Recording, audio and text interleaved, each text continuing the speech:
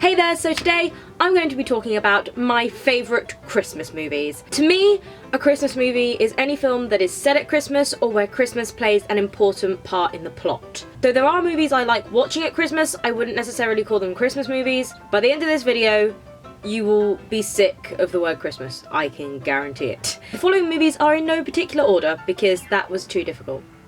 Die Hard is, in my opinion, the most perfect example of an action movie. It is my second favourite movie of all time, and it is a Christmas film. I remember watching it for the first time and I would have been like 12 and I was just blown away by it. If it's ever on TV, you can be guaranteed I'm watching it. So what's the Christmas connection other than the time it's set? Well, it's about family. McClane's ex-wife puts her trust in him that he can save them, and, you know, even if she wasn't looking forward to seeing him originally, and, you know, she didn't really want him to come, whatever, she knows that at that point in time, he is the one who will save the day and make sure as many people as possible get out alive, and she completely trusts him 100%. Christmas is a time for coming together and putting your differences aside, regardless of arguments or problems you may have with each other, and appreciating the people who are in your life. And they will always love you, no matter if you disagree. I will point out at this point that family is not always people who are related to you. Family is whoever you feel is family to you, and I think that's a really important thing to remember, because a lot of people forget that. I think that not everyone's lucky enough to have family that they love, which is really sad, but true.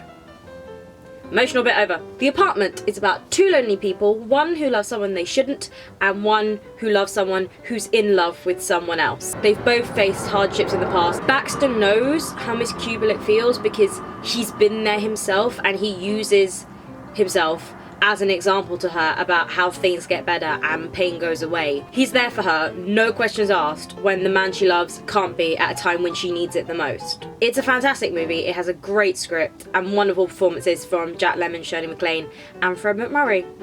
It is so good. I love The Apartment. You should watch it. Catch Me If You Can. What's that got to do with Christmas, I hear you ask? Merry Christmas! How is it that we're always talking on Christmas, Paul? Every Christmas, I'm talking to you! Frank is really nothing but a lonely kid playing at cops and robbers, and when Christmas comes around, the reality of what his life becomes hits him. He realises how lonely he is without his family, hence why he reaches out to Carl to get him to stop at a time where he feels like he can't keep living the facades he's created for himself.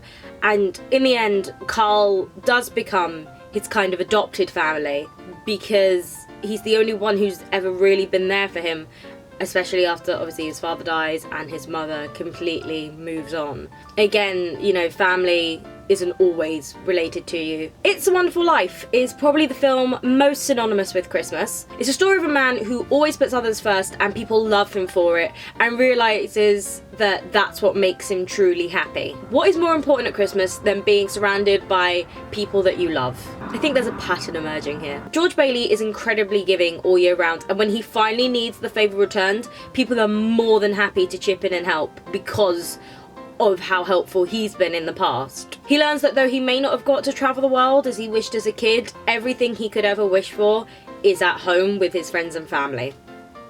It's a Wonderful Life is a pretty great movie. Charles Dickens' A Christmas Carol has been told many times and in many ways. We've had some fantastic performances of Ebenezer Scrooge from people like Michael Caine in The Muppets telling of the story, and the less said about Kelsey Grammer's version, the better. But my pick out of all of them would be Scrooged. It is a modern telling of a classic tale. Bill Murray gives such a wonderful performance, and his speech at the end is a great piece of cinema and acting. It is so good. Do I really need to explain the Christmas connection for this one? I think this one's kind of obvious. I love that movie. I watched it the other day. It was so good. Arthur Christmas is one of my new favourite Christmas movies, an instant classic for me. I saw it when it came out on Christmas Eve in the cinema and kind of fell in love with it. There are some really great voice actors and characters in this, Grand Santa probably being my favourite, mainly because of his resemblance to Moore Marriott. 1, 2, 3, 4, 5, 6, 7. Is it? Yeah, I thought you were teaching me how to play this game. So I am. Well, what do you want to tell me to make a move like that? I'm teaching you the first rule of the game. Well, what rule's that? Never trust the man you're playing with. Come on, you owe me a tenner. What if you do wake the odd nipper? A whack on the head with a sock full of sand and a dab of whiskey on the lips they don't remember in the morning? I don't want to spoil it for anyone who hasn't seen it because it is relatively new, but it is a brilliant Christmas tale and actually a really great way to keep the magic of Santa alive in such a cynical age. So those are my favourite Christmas films. What's yours? Let me know. I would love to hear them. Christmas is a great time for films. A lot of my favourite movies are Christmas movies. Just, I don't know why, they just are. I forgot one.